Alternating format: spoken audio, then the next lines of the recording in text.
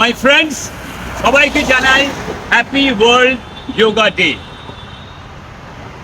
এই একটা অসাধারণ দিনে আমার হার্ট, আমার লাভ ঘটকপুকুর রামকৃষ্ণ মঠ নেওয়ারা গ্রামে আবার যাচ্ছি, আবার সেই আনন্দ। আজকে আমার যেটা হবে পাওনা সেটা হচ্ছে 3 in 1।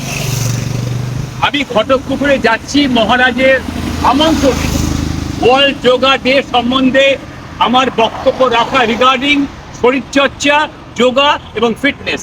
তার সঙ্গে কি আছে জানো? ওটা হলো 1 বাই 1 গেট 3। ফার্স্ট হচ্ছে ঠাকুর দর্শন, মায়ের দর্শন, স্বামীজির দর্শন, নাম্বার 1।